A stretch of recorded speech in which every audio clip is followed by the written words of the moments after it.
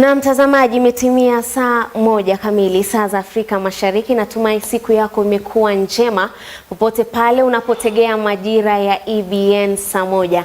Karibu tuweze kujuza baadhi ya taarifa ambazo tumekuandalia. Mimi nafahamika kama Belinda William. Na mtazamaji, tunaanza na taarifa ya kutamausha ambako polisi eneo la Kiharu, kaunti ya Murang'a wameanzisha msako wa mwanamume mmoja anayeaminika kuwaua wanawe wawili kufuatia tofauti kati yake na mkewe. Majirani wa mshukiwa wanadai kuwa mshukiwa amekuwa na mzozo kwa muda sasa na mkewe ambaye alikuwa ametorokea kwa wazazi wake wakati wa mauaji hayo kutokana na vitisho kutoka kwa mshukiwa. Aidha, jamaa ya mshukiwa huyo inadai kuwa huenda mshukiwa amejitoa uhai kwa kujitupa mtoni. Hata hivyo, msako mkali umeanzishwa kwa kumtafuta mshukiwa aliko.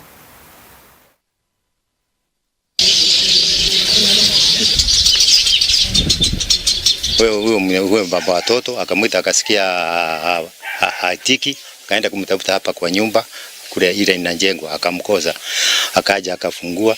Wakati alipofungua akaona watoto amechinjwa, wamesachinjwa. Sasa vile alifanya ni kufunga, akafunga hapa, akaenda kumwita bwana yake mdogo, usabure mimi nasema anakuja. Huyo ndio anipigia simu akaniambia vile kumetendeka. Nikamuuliza nije nifanye nini? Kuja tukae hapa. Wakati nilikuja nilipata askari wote wale pale walikuwa hapa pamoja na sub chief. Kuna kitendo kama hiki kitetodeka ngambo ile. Kuna baba watoto aliwa watoto wawili. Mambo kama haya tu, na nasifikiri ilikuwa hii domestic issues. Alipochukua simu, mama akasema kwa nini nimempatia simu alale na mimi sijui ni nini anafanya. Sasa akaenda kumwangalia. Kumuita akamuuliza, wapi simu yangu? Kwani unafikiri utalala na simu yangu? Akamwambia hapana, mama hii ndio simu, akampea. Sasa wakati aliangalia mlango akaona imefungwa. Hakujua mahali alienda. Sasa kufungua mlango akakuta, akaita watoto, hakuna mtoto anaitika. Akafungua mlango. Kufungua mlango akaona penye kumetendeka. Sasa akaona next ni yeye. Na wakati tulikuwa tumekaa hapa tukasema tumekaa aje? Pengine huyu mtu anakuwa pengine ameenda huko chini amejitoa uhai. Sasa tukasema tuteremke. Tulipokuwa tunaenda tulikuwa tunaangalia steps yake. Si vile kiatu ilikuwa inaenda. Tukaenda mpaka huko chini. Tukaenda, wakati tulifika hapo kwa mto, kuna njia inakuanga hapo kwa mto hivi. Tunaona anateremka, anafika hapo, alafu anarudi. Sasa steps za mwisho tunaona kama amerudi kwa mto. Familia moja kutoka eneo la Matete, Lugari, kaunti ya Kakamega inatafuta haki baada ya jamaa yao kufa akiwa korokoroni katika seli za kituo cha polisi cha Matete alipokuwa akizuiliwa kwa tuhuma za unajisi. Inaarifiwa kuwa mahabusu huyo alijitia kitanzi huku maafisa wa kituo hicho cha polisi wakijitenga na kuhusishwa na kifo cha jamaa huyo. Familia ya marehemu inanyoshea kidole cha lawama maafisa wa polisi wa kituo hicho kwa madai ya kupeleka mwili wa marehemu katika chumba cha kuhifadhi maiti cha Webuye pasi na kuwataarifu, huku wakisisitiza kuwa hakuna ushahidi thabiti wa kuunga mkono madai ya kuwa jamaa yao alijitoa uhai kwa kujitia kitanzi. Si kuambiwa lolote vile alikuwa ameshikwa na vile alikuwa ndani. Na kwa vile tulisikia tu usiku saa 7 ya usiku mtoto akilia akikuja. Hata mimi sina la kusema kwa maana sijui vile mtoto yangu alikufa. Ninajiuliza mtoto yangu aliendaje na nini ilifanya akachiua. Vile tulienda huko kweli hatukuona kamba ile alikinyongea. Manguo akasema hata hakuna manguo. Turudi bure kuchua lolote. Mimi sijui vile mtoto yangu alikufa. Sasa mimi najiuliza nitafanyaje? Mimi naomba serikali ishughulikie hiyo maneno alafu itusaidie. Sisi hatuna vile tutajisaidia. Tunataka tu mufuatilie kifo cha marehemu, alikufa haje. Tukienda katika desturi ya wazee, mtu kama amechinyongea katika seli, mnaita watu wa kwao wenyewe wakuje wamfanyie mila. Si ati ni serikali wenyewe kuchukulia sheria mikononi. Mtu kama amehaka, mnamwacha tu hapo, wakao wakikuja wenyewe watamfanyia mila yao. So sisi tumesikitika sana Kufika hapa wanaambiwa alijinyonga 1:30 na amepelekwa tayari mochari bila mtu ukoo yoyote ama familia yake kuwa karibu. Hiyo jambo lilitushtua sana. Tukashangaa, tukabikwa na butwa. Kwani mtu akijinyonga, si wenye familia ndio wanachukua huyo mtu waende waone vile mahali penye alijinyongea, wafanye kitu yao, kama ni mila yao wafanye, ndio wamzushe kutoka hapo mahali. Serikali inachukua namna gani vitu alafu bila familia kujua inapeleka mochari? Hiyo kitu ikatuumiza roho. Ndugu yangu ameenda kwa njia ambayo sisi hatujui, hatuelewi. Tunaomba serikali, hata mahali penye Kindiki yako, tafadhali, mashirika ambayo inatetea mwananchi, ikuje mtusaidie. Sisi hatuna uwezo, tusaidieni haki ya kijana wetu ipatikane. Tutashukuru sana. Siri alinyongaji na mtu mwenyewe kamba yenyewe yuko wapi? Ile alichinyongea yuko wapi? Wakasema yuko kwa singo. Yuko naye walipeleke hiyo kamba ilikuwa kwa singo. Umepeleke na kwa mochari. Sasa hiyo vile sisi tulienda mochari, kweli nilipata mtoto yangu kweli amekufa. Na hiyo kamba ile walikuwa nasema alikuwa naye kwa singo, hakukuwa na hiyo kamba, hakukuwa kwa singo. So kwa sababu siwezi kuingilia mambo ya uchunguzi, kwa sababu already investigation inaendelea, kwa sababu tumekuwa na experts kutoka hapa regional headquarters ambao wameenda kuchunguza hiyo kisa cha mabusu kujinyonga katika station. So uchunguzi. Na mtazamaji, tukiachana na hayo, tukiangazia taarifa inayofungamana na masuala za sherehe za Krismasi, ni kuwa kamishna wa kaunti ya Kisii Kunradhi, Tom Anjere amewahakikishia wakazi wa kaunti hiyo kuwa usalama utaimarishwa wakati taifa likijiandaa kushiriki sherehe za Krismasi. Anjere alisema kuwa kamati ya kaunti ya Kisii ya usalama imejitolea vilivyo kuhakikisha kuwa hakuna uhalifu utatekelezwa wakati wa msimu huu, huku madereva wakionywa kuzingatia kanuni za barabara ili kuepuka kuhatarisha maisha ya Wakenya.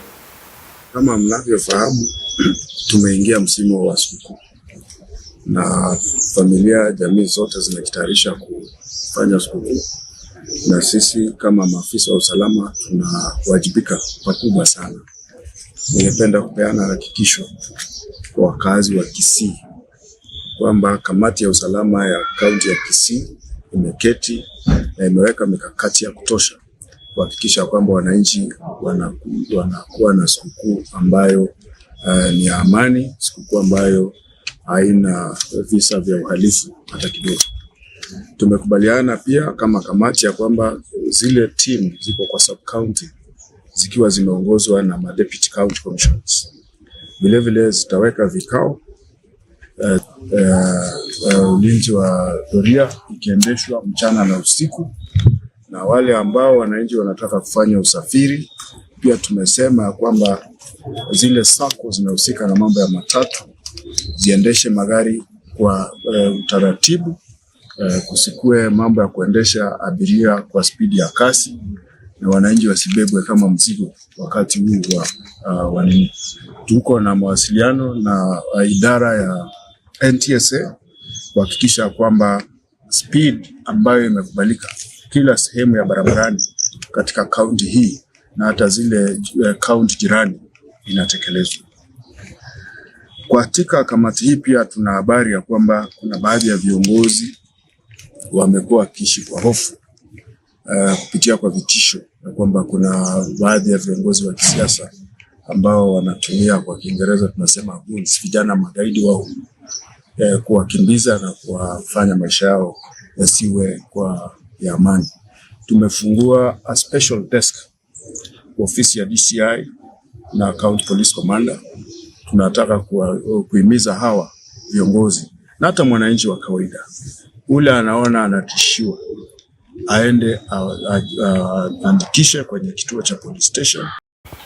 Kinara wa chama cha Wiper Kalonzo Musyoka amemsuta Rais William Ruto kwa matamshi makali aliyoyatoa hivi majuzi kufuatia baadhi ya viongozi wanaoelekea mahakamani kupinga baadhi ya miradi ya serikali kuu ambayo wanadai kuwa ni kinyume cha katiba. Akizungumza kwenye hafla ya mazishi ya Stephen Mboya huko Katani, kaunti ya Makueni, aliyehudumu kwenye idara ya mahakama na aliyeuawa na wezi mtaani Dandora jijini Nairobi, Kalonzo alisema kuwa matamshi ya rais yalikuwa na malengo ya kuiogofya idara ya mahakama. Therefore, as a member of the Law Society, I want to associate myself with President Theory on the very serious caution that was issued against the executive when it comes to threatening men and women who go before our courts of justice. There's a certain urgency in our country to get things right.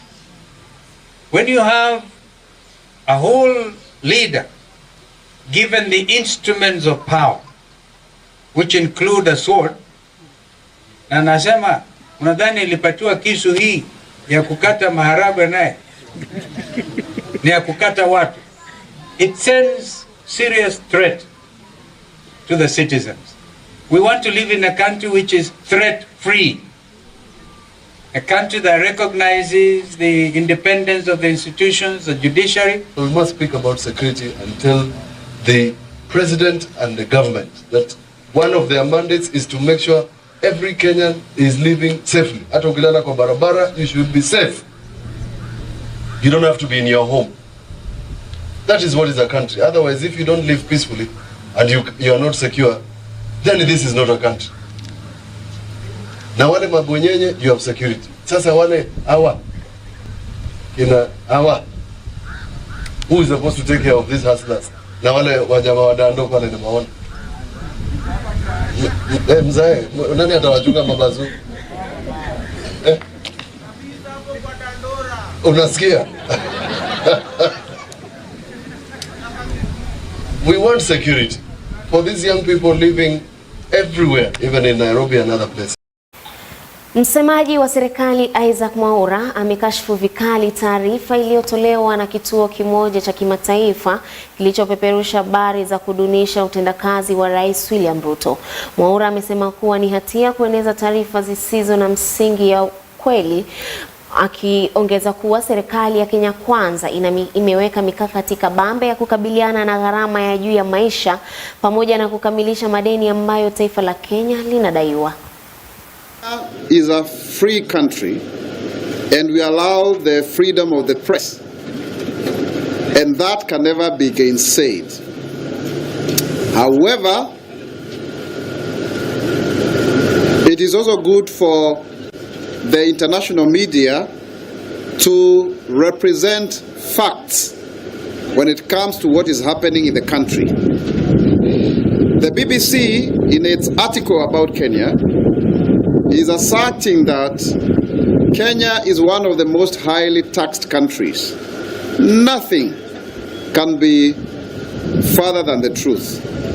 Our country taxation is at most 36% compared to countries in the West, including the UK itself, that at times are taxing people over 50% of their income. So that, I think, is a misrepresentation of facts. Number two, the cost of living. You saw the World Bank yesterday release some report of the countries that have the highest inflation in the world, led by Egypt and other countries in Africa, including Rwanda and other jurisdictions. Kenya is not one of them. In fact, our inflation has reduced from 9%, over 9%, to the current 6.8%. Just last month alone, it has reduced from 6.9 to 6.8%. And that tells you our country has got very good fiscal or monetary policy.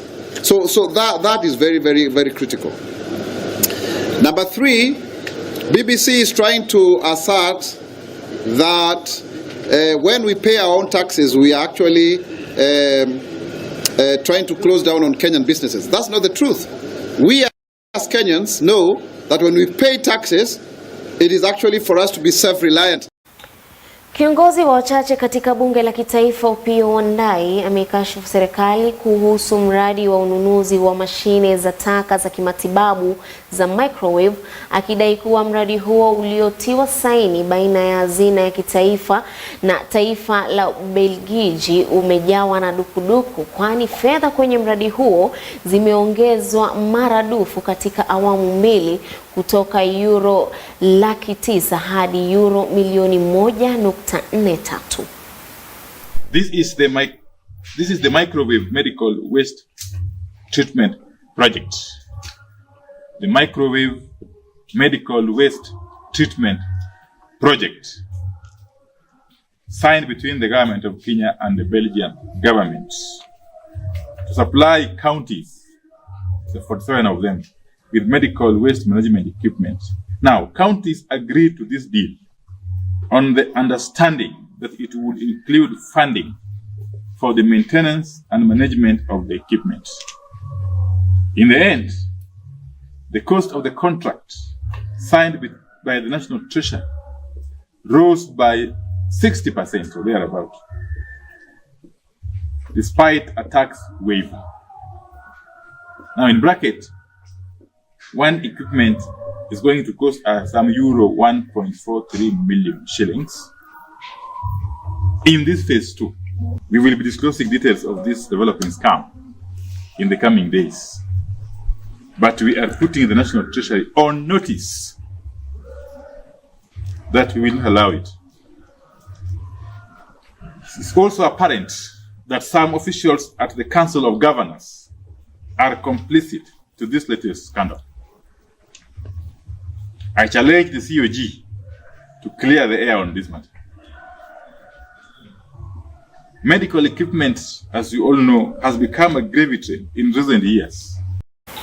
Maafisa wa afya wa kaunti ya Bomet wameonywa dhidi ya kushiriki katika wizi wa dawa za vituo vya afya vya umma kwa kushirikiana na wafanyabiashara kutekeleza uovu huo. Akizungumza eneo la Mulot baada ya kunasa dawa zilizoibiwa kwenye duka moja la kuuzia dawa, waziri wa afya katika serikali ya kaunti ya Bomet, Joseph Sitonik, amesema kuwa hatua kali zitachukuliwa dhidi ya afisa yeyote atakayepatikana akihusika na wizi wa dawa kutoka kwa vituo vya serikali. Of enrollment as a pharmaceutical technology senior labs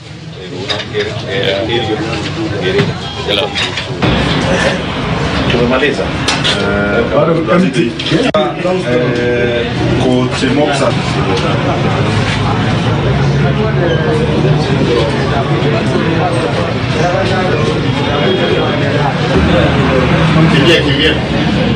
kuna baadhi za chemist wenye wanauza zile madawa zinatakikana kukua kwa hospitali zetu. Zile madawa tumezipata hapa ni zile madawa zimetoka KEMSA na zile madawa zinatakikana kuwa Mulot Health Center. Wale maafisa wetu, wafanyikazi wetu wa Bomet County wenye wanahusika kwa hii biashara ya kutoa madawa zenye zinatakikana kuwa hospitali, wakuje wapeleke kwa private chemist. Tunawaomba muache hiyo biashara ikome, because msipokomesha tutakomesha. So it is true that our staff are colluding with other private outlets to actually sell these drugs, and it's unfortunate that wananchi are coming to buy drugs that they have already paid through their taxes. So today we've cornered this one individual, and we've a tip of that there could be more than one place that these drugs are appearing. I want to thank the police officer led by the OCS of this town for the prompt and swift action he has taken to come and apprehend this gentleman who was actually selling our drugs. Gavana wa Nyandarua Daktari Moses Kiarie Badilisha ameitaka serikali ya kitaifa kuzingatia usawa wakati wa ugavi wa pesa za hazina ya ufadhili wa masomo za NGCDF, akidai kuwa idadi kubwa ya wanafunzi wengi katika kaunti mbalimbali humu nchini hukosa ufadhili huo licha ya wao kuwa wahitaji zaidi wa ufadhili huo.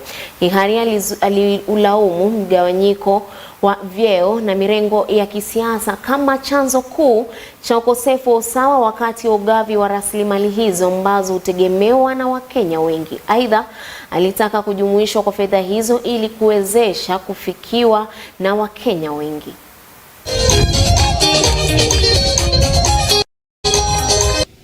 Nataka kushukuru sana ushirikiano ambao tuko naye na serikali kuu, kwa sababu ninajua wanatusaidia kwa mambo ya security, wanatusaidia tukiwa na mikutano kama hii, wanatusaidia hata kule kutafuta wale watoto ambao tunapea basari leo. Najua hata machiefs wetu tumesaidiana na tunashukuru sana kwa sababu ya hiyo. Ombi letu kwenda mbele, tungependa basari hizi, na sijui nani alileta hii maneno ati iko basari ya MP, iko basari ya governor, iko basari ya women rep, na unakuta katikati hapo kuna mtu anapata pesa nyingi na kuna mwingine anako. Kama kungekuwa na uwezo ya kuweka hizi basari pamoja, tupange pamoja ili tuhakikishe kama ni watoto wa Nyandarua kila mtu amepata na amepata haki. Lakini kwa sababu saa zingine ya siasa kila mtu anatakana aonekane, basi sasa kila mtu anapata barabara yake, na ninahurumia mtu yule atakosa basari. Afadhali sisi labda tunapeana kidogo kidogo, tunapeana watu wengi, lakini tungekuwa na ushirikiano. Na ninazidi kuhimiza viongozi wenzangu, wabunge, mama county, sababu kila mtu ako na uwezo huo, tunaweza kuweka pamoja na tusaidie watoto wetu. Tunaomba walimu wetu wale wa secondary schools, kwa sababu vile mnaona pesa hizi haswa ambao tunapeana katika secondary school, kazi yetu kulingana na katiba ni kazi ya ECD, VTCs na mambo kama hayo, mambo ya hospitali, mambo ya barabara, mambo ya agriculture, lakini sana sana elimu ya secondary na university ni mambo ya serikali kuu. Lakini tunaingilia kusaidia sababu tunataka watoto wetu wasikose masomo.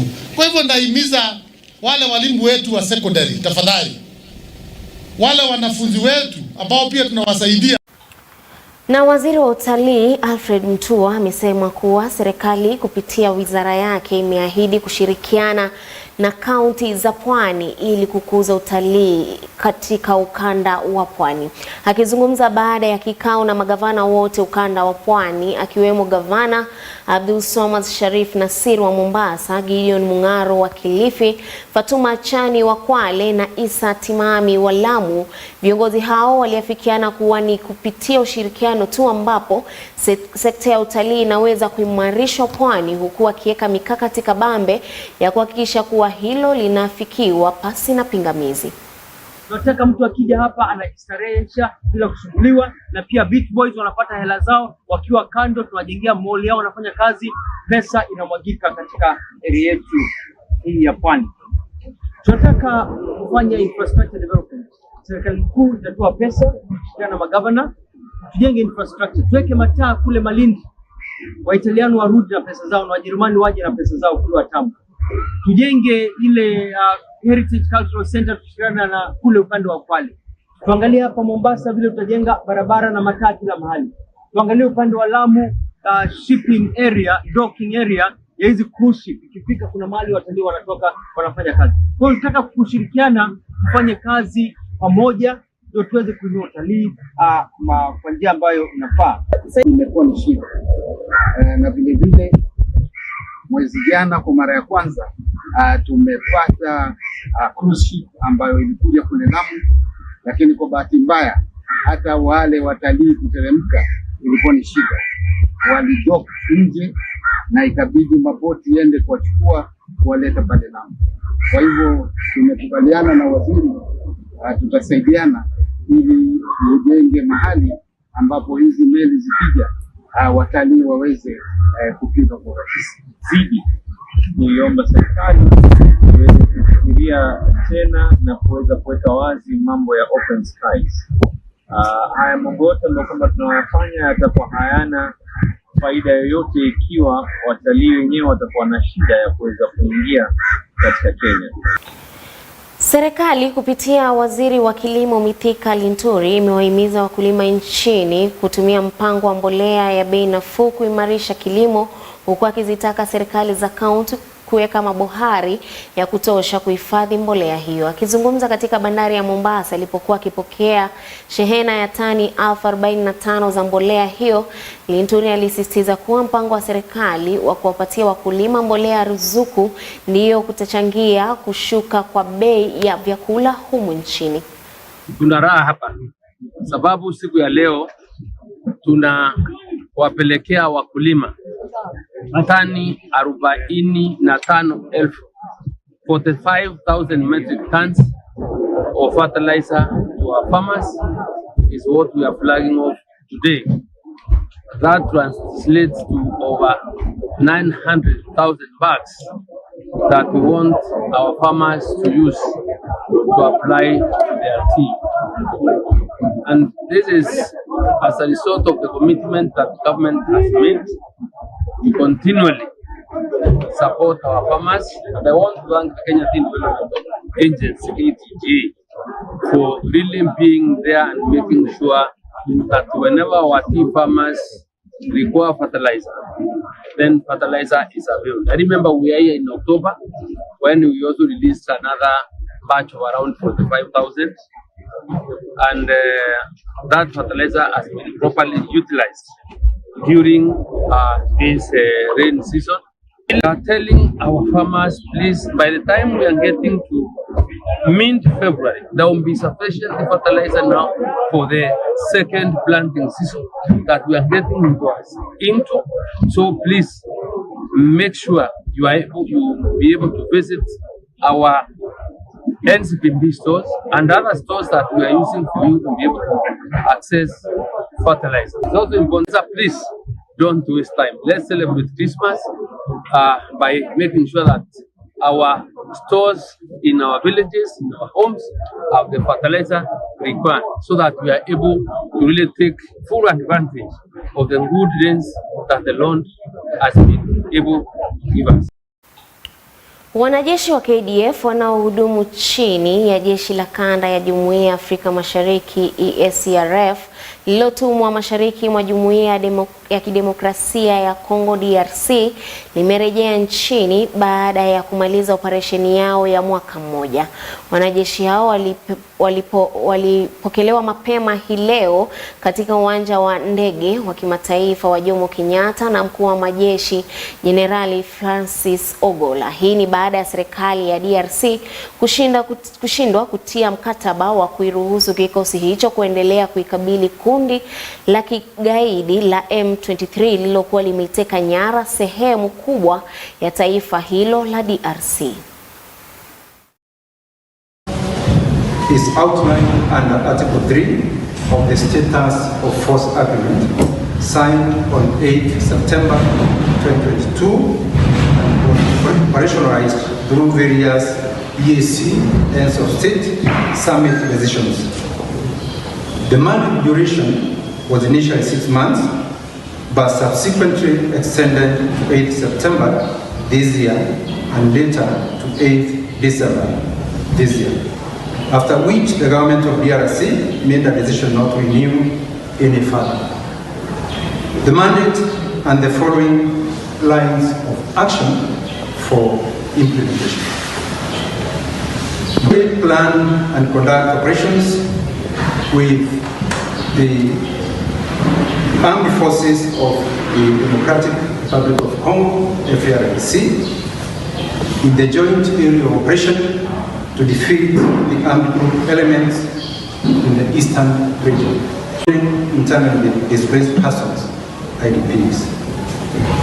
Number 4, support in the disarmament, demobilization, community recovery, and stabilization program.